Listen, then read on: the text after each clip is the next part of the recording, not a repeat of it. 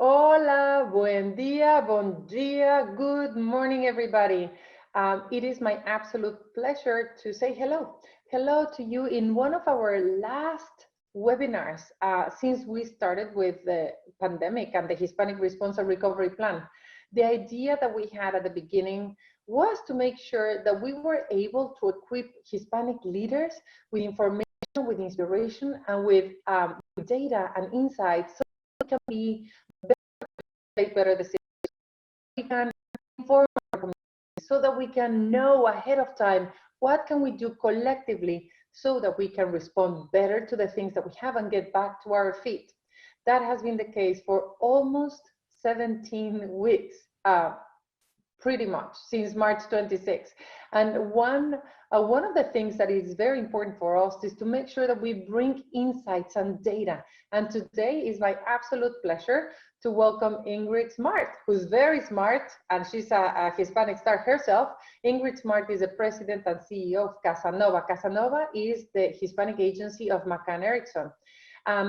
One of the most common misconceptions of US Hispanics is that we're losing cultural connection. But after all, the majority are under 35. We are, well, no, we're not. The Hispanics are US born and bilingual. Yet the truth is that Latinx culture is more beautifully complex than ever before. But this also makes it harder to understand. Casanova designed a custom quantitative study to get at the heart of the truth by asking and responding 5 big burning questions. So today, Ingrid Smart, the CEO and president of Casanova, will actually give us a presentation to give us an insight and data about Hispanics. So very much looking forward. Ingrid Smart, thank you for being with us and take it away. Thank you, Claudia. Thank you for the invitation to you, to We're All Human, and to Hispanic Star for the opportunity to share this presentation. Unless you've been living in a bubble, you've heard the Latinx term, right? We have been seeing it in newscasts, we're seeing it in Hollywood, it's everywhere. So at the end of the year, as Claudia mentioned, we set out to figure out how are our people embracing or not embracing the term, and to answer some questions that our clients and ourselves have had for a while. And why was this important? Obviously, because as Claudia also mentioned, our market is young. There's over 60 million Hispanics in this nation, and 60% of them are under the age of 35. As marketers, and I hope there's a few of you in the call, this is your sweet spot, right? These are the people that are out there creating households and buying products. But what we've been hearing, especially in the last few years, is yes, that is right, but they are US born, they speak English. Why do we need to talk to them any differently than we do to the non-Hispanics? And I usually prefer to use non-Hispanics than general market. So that's kind of like for you, when I say non-Hispanics, that's what I mean, because I don't like the term general market, because it's not the general market anymore. So again, if the majority of our market is under 35, US born, and speaks English, at some point we all have to think, do we still have a job doing multicultural marketing, right? Because everyone will make us think that our target is losing their culture. So that's why we designed this study. We wanted it to be robust, so we talked to over 1,700 people, pretty much split between male, female. Every heritage is represented, of course, the majority Mexican, because we wanted to represent the market. It's national in scope, although we can actually cut certain geographies as well. And we wanted to not only talk to that young cohort, but also the older segment, so we can make comparisons in between both of them. The study was fielded at the end of last year, so it's still very much relevant, and it was done in both languages, so people could choose what language they wanted to answer. We tackle 5 main questions, and for the purpose of this presentation, we've tried to make it very brief. So please know that there's a lot more information for each one of them. Usually what we've done with the presentation is we will show you what the question was, what the truth came out of that question, and then an implication, usually tailored to a category or a brand. In this case, to make it interesting for everyone that's listening, the implications are very general, but please know that each one of them is customized and can be customized to your category. But so the 5 main questions was identity, of course. Is our segment identifying as Latinx or not? How do they see code switching, and how does it color the way they live? The young generation, obviously, how do they feel about culture? And then the last but not least, the 2 questions is, do they feel represented in the media and in advertising today? And do they feel that marketers are living up to their expectations? So lots of big questions that I'll try to answer in the next 20 minutes. So the first one is Latinx really the new Latino? And as we know, the term has roots in the LGBTQ segment, and it really has been quick to be adapted by the press and the media. But we know that mainstream, our segments adoption of these titles takes time, right? When I came to the US in the late 80s from Puerto Rico, I didn't know I was Hispanic. I discovered I was Hispanic then when I got here, because that was a term we never used, right? It was a term that was created by the government, popularized by the census, to be able to group us all as one group, right? At that point, again, going back to my personal experience, people would ask me, what are you? And I would say Puerto Rican, right? That was who I was. I wasn't Hispanic. So it took me a long time to finally say, yes, I'm Hispanic. I'm Puerto Rican, but I'm also Hispanic. Then through the 90s, and at that point, by the way, the Latino term really was being used by politicians and academia. No one else was using Latino back in the 70s and 80s. Then fast forwards to the 90s, and then Latino is the term that we all use. And now it seems, or is it, that Latinx is that term. What we found in our studies that really only 1% of people that we talked to, the 1,700 people that we talked to, describe themselves as Latinx. The majority of them describe themselves as Hispanic or Latino. There didn't seem to be any negative attached to the term. It's just they don't see themselves as Latinx. Even if you can see the numbers clearly, even with the young cohort of 12 to 18, they still prefer to be called Hispanic or Latino. And why? But sorry, deeper than that, they prefer to be referred to by their country of origin, by their culture of origin. 67% say they'd rather be called, I'm Puerto Rican, I'm Mexican, I'm Cuban, than I'm Hispanic, Latino, or Latinx. And that a little surprisingly did not change by age.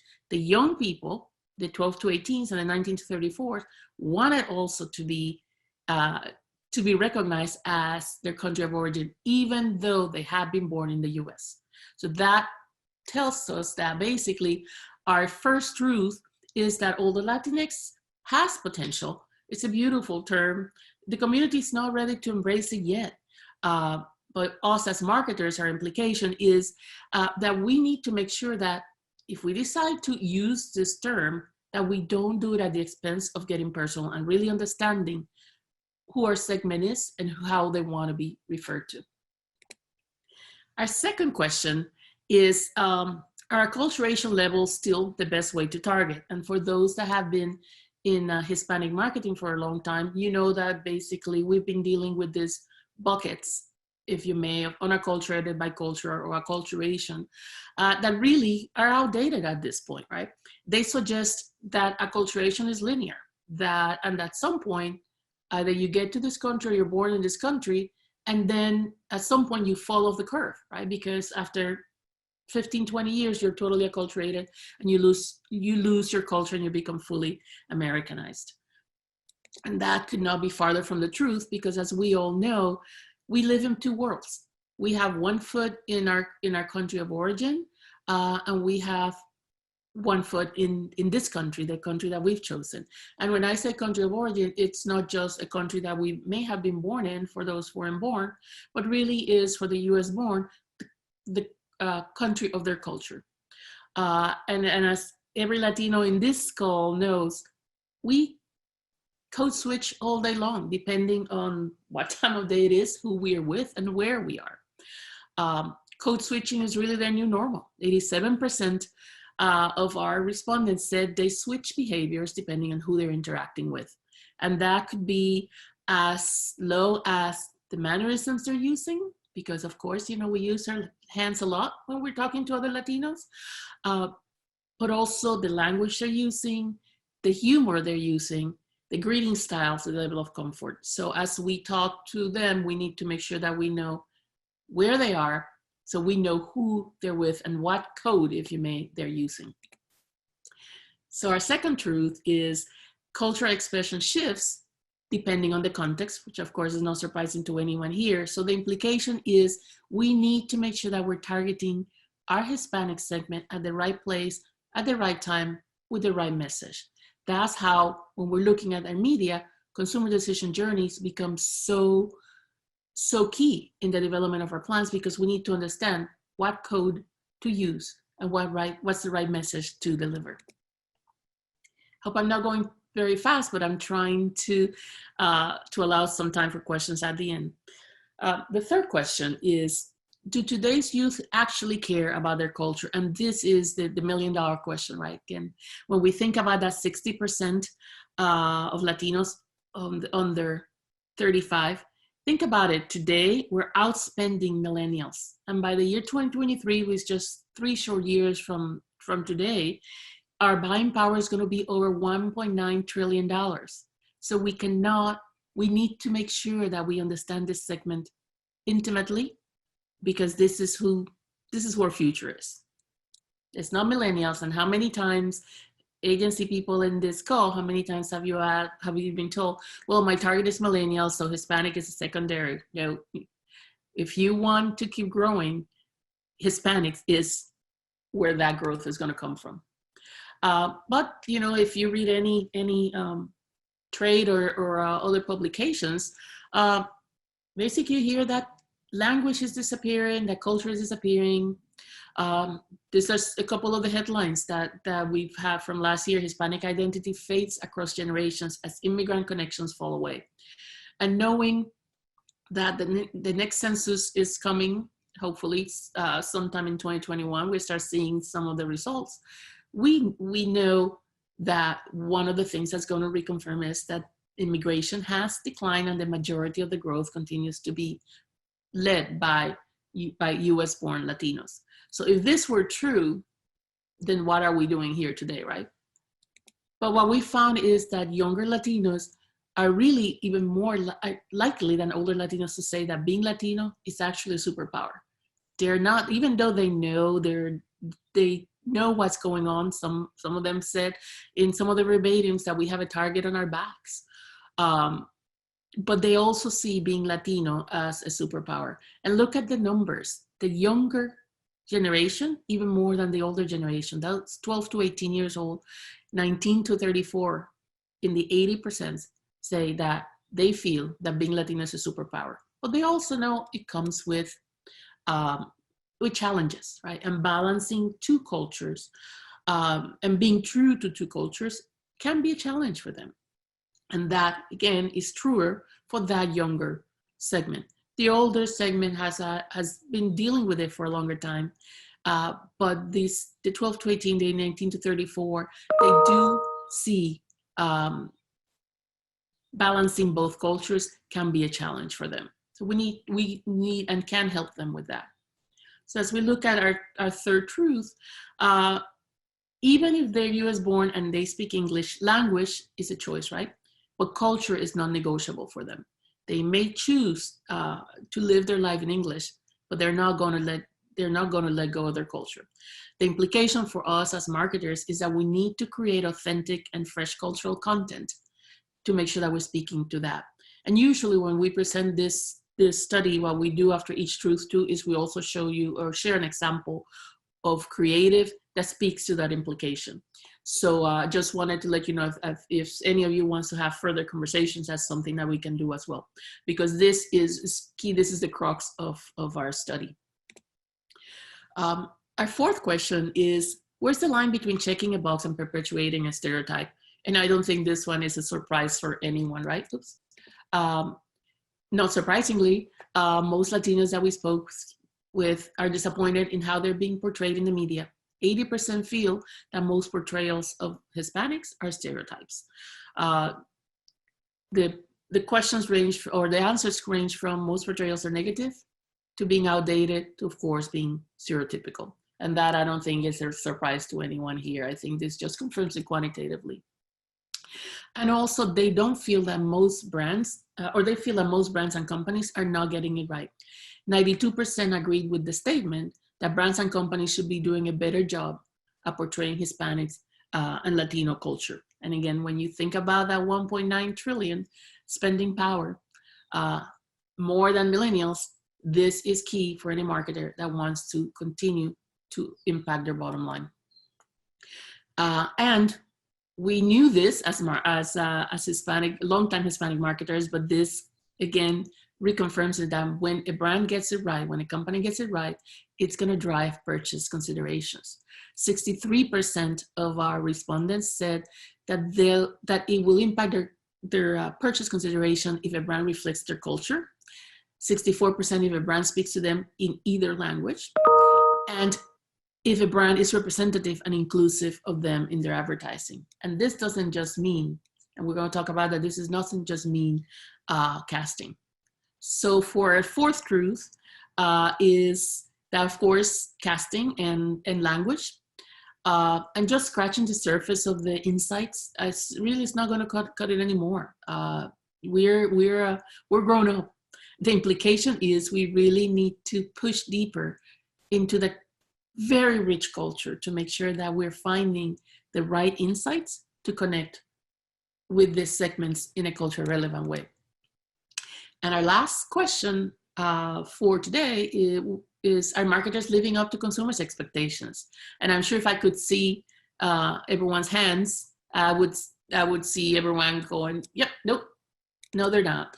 And that's what we're seeing, is that more than ever, support is key to winning this segment. Over 94% believe that it's important to brands and companies to support Latinos given the current social climate. And this study was fielded at the end of last year, and this feels even truer today after what we've been living in the last few weeks. 54% agree that brands and companies should help make the needs of a community heard at a national level. Yesterday, I was listening to a study that NBCU fielded, and they said 67% of Latinos said they would stop, listen to it, they would stop buying a brand if they didn't feel they had supported the community during this pandemic. That's a big number. That as we ponder what's the next budget cut, or as we start looking at what are the 2021 budgets, we cannot forget that 67% of Latinos said they would stop buying a brand that was not supporting the community. And this study that was fielded at the end of last year is saying, it's really reconfirming that. And this is where, that's one of the verbatims that we got from one of our millennials, to say we have a target on our backs. So they need support, they want support, and they will support those brands that provide that. We asked what are the top 3 to 5 brands that they feel have done a good job embracing the Latino culture today. And this is a word cloud of the general answers.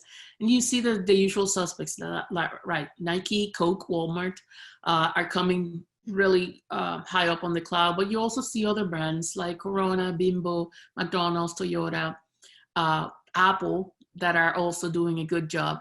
And if you dig deep in there, you might see some of your brands as well. So our last truth is we're really letting our community down because there's so much more we could be doing as marketers and as advertisers. And the implication is not surprising to anyone, I think, is those brands that conquer their fear, those brands that go for it, are the ones that are winning, the ones that are going to be winning long term. We've seen it in the brands that we work with, right? We've seen a brand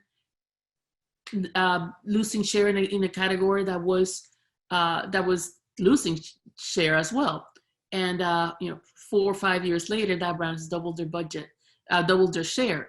and continues to grow because they decided to focus on the Hispanic market. So in summary, these are the five truths that we talked about, right? Identity, hey, Latinx has a lot of potential, but it's not something that our segment has embraced yet. Don't drop it. If this is a segment that it's a term that you feel comfortable with, just don't use it at the expense of getting personal. We can't forget that our market's living in two worlds, that code switching is such an important key part of who they are, and how do we communicate with them showing that we understand that. The younger generation is not losing their culture. They may choose to speak English, but they are not letting their culture down. We don't feel that we're well represented in the media today, so we need to push deeper and really connect with culture again. And we can't let the community down, and not in 2019, not in 2020, not as we move into 2021, especially after what we've lived in the last few weeks. So those are, and I feel like I rushed through this because this is a study that has so much meat to it, but again, we had a very limited time, and I wanted to share the big truth with you. I hope that I gave you something to think about and some inspiration. And Claudia, I don't know if you have some questions for me. I love this. I think that this is so, I just put on the chat that this is a passion issue, and I'm opening it up. Normally we don't open up the questions for webinars, but I think that this is something that we all have skin on the game. I have a number of questions. The first one is the terminology. Does it really matter? I mean, like, I really would love to know, Ingrid, who on how started. I mean, like, we anecdotally use this issue that, you know, like, you learned that you were a Hispanic, like me, like, by surprise. I was not born in the country. I never heard that term before. I moved to America and I had that discovery. And it was a racist, you know, like, it was born out of just like almost like a racism, saying like, all those people that more or less look the same, we're gonna call them Latinos or Hispanics.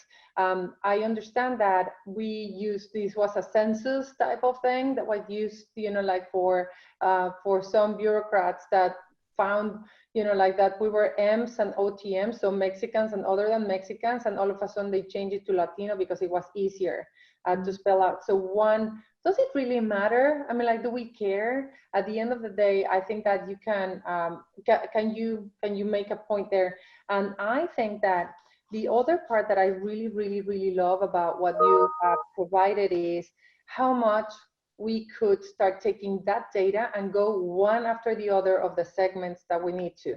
So what we have to do is change the perception of our community, is move it from invisible to visible, from negative to positive. I went to this African American museum, and if you haven't, in Washington, once they open up again, take that opportunity. Is really worth it. And otherwise, just check them online. It really has a floor devoted to how, like, what we're doing, they were doing. And they said, we're going to change the perception of African Americans. We're going to start building the aesthetic. So the Afro look and the fashion and the way that we want to be portrayed in music, and we want to be cool, and they start going after films, after photography, after media, after journalism, after brands, to help them actually change their perception or elevate the representation that they had. I think that what you're saying is allowing us to do that. Maybe we can start by Hispanic Heritage Month and saying, okay, so you see, we are going to be loyals. We're going to be loyal brand buyers, loyal brand employees, loyal to people that care about us. So what about you help us? So what do you think about that? Like, does it really matter, and should we care about the terminology? And the other one is, how do we actually together do something similar to what the African American community did to change the perception of Hispanics? And can we start using your data for Hispanic Heritage Month, for example, for all of us to push together? Mm-hmm. I mean, I agree with you. I don't think it matters. I think what really matters is that we understand that we all come from a rich culture. and that we speak to that, and we know the realities, right, of budgets. It's because then, you know, we will get people saying, but I cannot do a Mexican campaign, a Puerto Rican campaign, and a Cuban campaign, and a Colombian campaign. That's not what we're saying, right? What we're saying is, let's make sure that we understand what that culture is, what are the commonalities, and then speak to those. The label is, people will choose a label. I mean, I was, again, 20 years ago, I was insulted if you call me a Latina. I'm Puerto Rican or Hispanic. But Latina was insulting to me. And now that's the way I introduce myself. I'm a Latina, right? I'm Puerto Rican. So I don't think the label matters as much as really understanding the culture. So when people get too tied into like Latinx or this one or that one, we should just like our narrative, we should be like, use whatever you want, pretty much. Exactly. Okay. I could not agree with you anymore. Hispanic Heritage Month has always been important, but I think this year, with the political climate, with the cultural climate, I think it's more important than ever that we celebrate that and really recognize the impact that our segment is having in this country. Yeah. We are proud of who we are, and that's something that didn't come out in what I presented to you today. But when you hear some of the verbatims, you hear this segment, how proud they are of the contributions we're making to this country. Yeah. And we want to be part of the fabric of this country, and they recognize that as well. But they also want to be recognized that as Hispanic, as Latinos, as Latinx, that we're making a contribution. And Okay, so we're going to open it up. If you give us a couple of more minutes, Ingrid, I know that we're abusing your time, but Patricia Delgado, you have a question. And I also know that Nancy Santiago is here. Tammy DeVore is also here. So opening it up, Patricia Delgado, you had a question. Please go ahead. Can she speak? Marisa, do you allow them? Open up the mic. I don't know how it works. There you go. All right. Yeah, so Patricia, you're live. That you've done, thank you. What do you believe holds these companies back from engaging in the Latino market, considering the numbers are so visual, they're large, they're powerful? I'm always just, in my research, I'm just curious, what's the holdup if we are so profitable? Sure. I mean, I don't think that this research gave us much light on that, but at least from our experience, it's sometimes the lack of information. Sometimes it's a lack of commitment from the top, because it really cannot be what we've seen is, to be successful, it cannot be from the bottom up. Mm-hmm. It's too hard and it takes forever. It has to be from the top down. Someone in senior level says, what are we doing? We're missing this big segment. Look at the money we're leaving on the table, and that's when things start happening. Right. Okay. Thank you. Great work. Amazing work. Thank you. Thank you. It's very important. It's very interesting, your data, Ingrid. If we can share it with the community so that they can, so that we can, or together we can start looking at ways to use it. Anyone else has a question? I see Ronald Mendez. I see Nancy Santiago, Jorge Reyes. Anyone, please raise your hand so that Michelle and Marisa can open up the mic for you.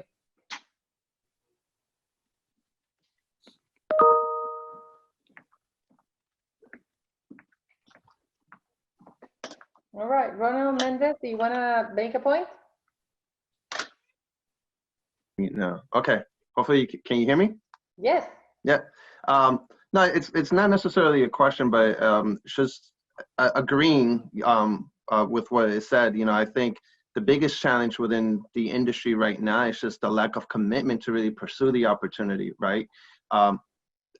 While we may have some information to tease the opportunity and to get people excited, if people aren't willing to commit for the long haul, it's never going to take off and it's never going to be put into place. So thank you so much for the information that you shared today. It's very insightful.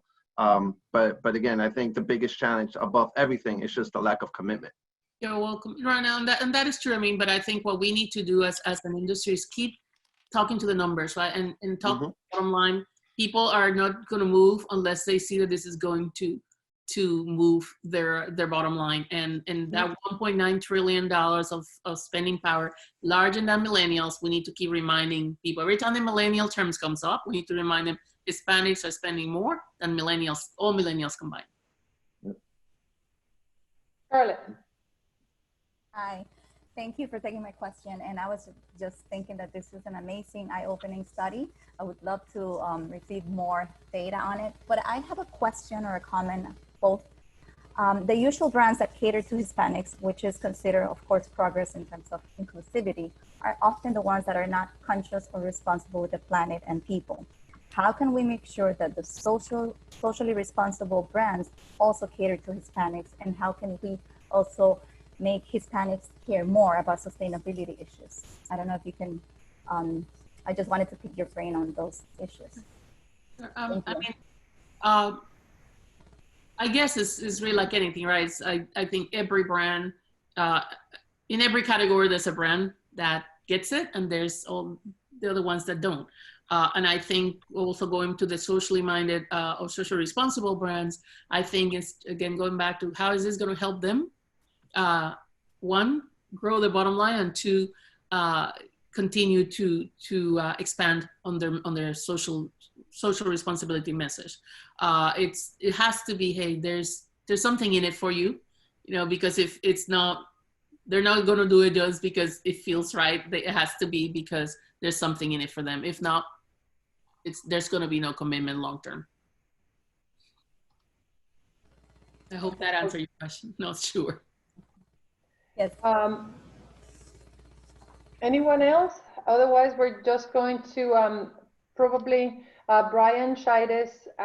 Brian, if you want to, and then we're going to close with this one, Ingrid, I promise you. Brian.